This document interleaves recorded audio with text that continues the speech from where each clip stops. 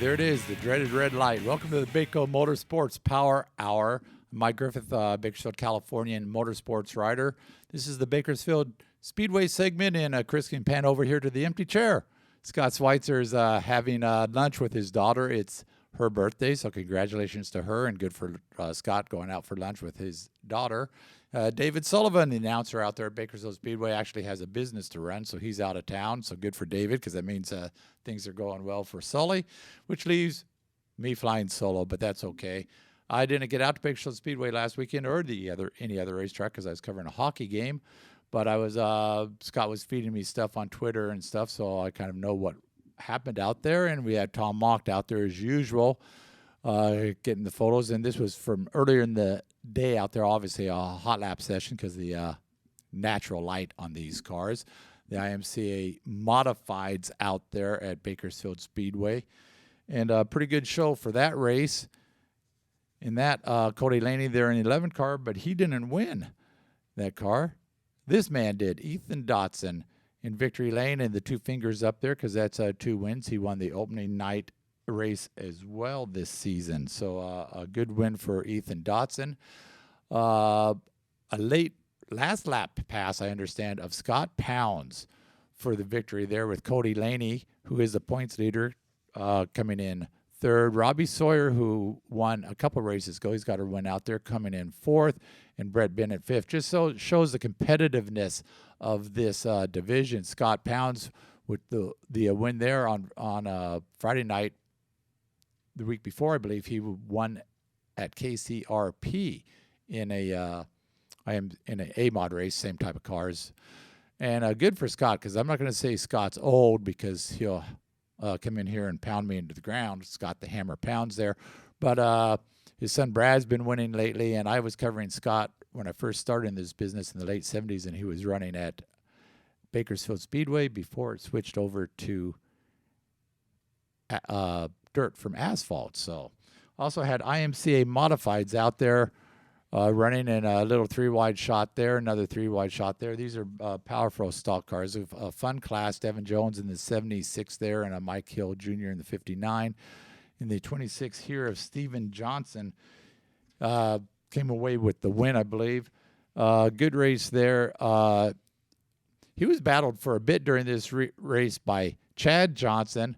Was racing him on his bumper, trying to get around him, and then Chad's car died and lost fire or whatever.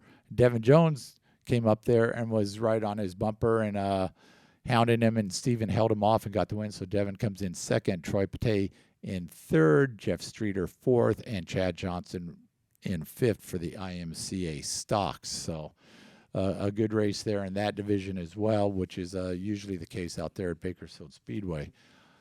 And we have a workhorse division out here at Bakersfield Speedway in American stocks.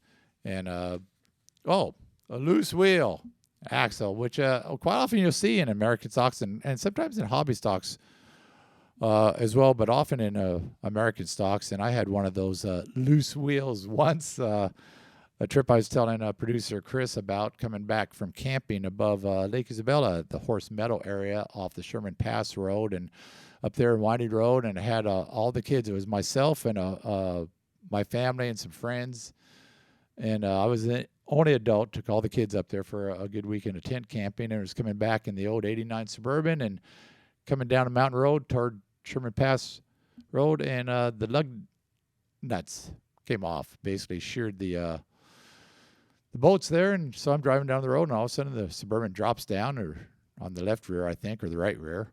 And I look off, and here's this wheel and tire bouncing down the road and over into a ravine or mountain, and had to go fetch it and get on CB and get a tow truck up there. No damage, but I have experienced a loose wheel, which brings racetrack announcers everywhere to sing, you picked a fine time to leave me, loose wheel, of course.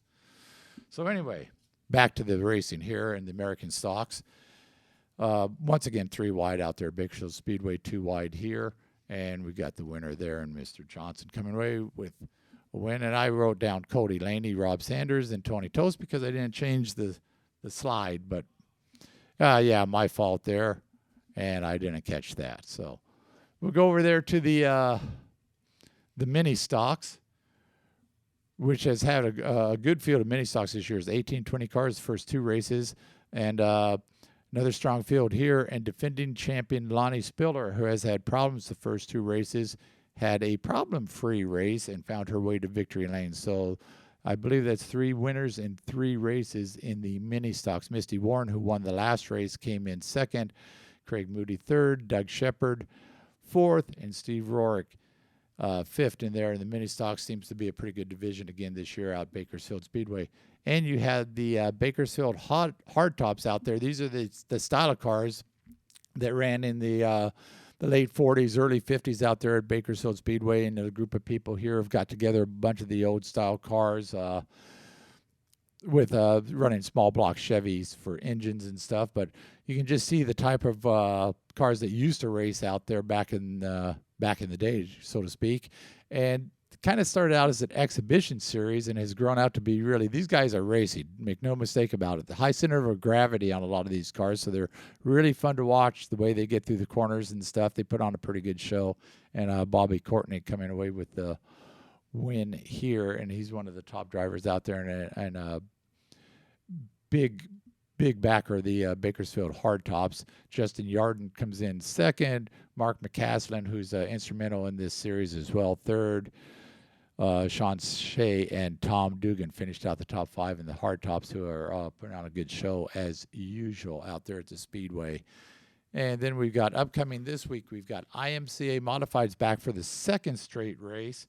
We can look at the point standings there. We've got Cody Laney leading the way, 1 point up on Robbie Sawyer, who's having a pretty good year. Scott Pounds, 107, and Rob Sanders, 102, followed by Ethan Donson, 102. And Brian Clark, 100 points. And some of these guys won't run the full series. I think Ethan may go back east for a race or two, although I think he's maybe sticking home most of the year this year. But Cody Laney coming up from down south. Robbie, a good season for him. You also have the Sport Mods, the Hobby Stocks, the Mod Lights, and the Mini Dwarfs will be back for the second time this season with the NMRA 3/4 midgets. So they put on a pretty good show as well. And then go back to the slide, if you will, Chris.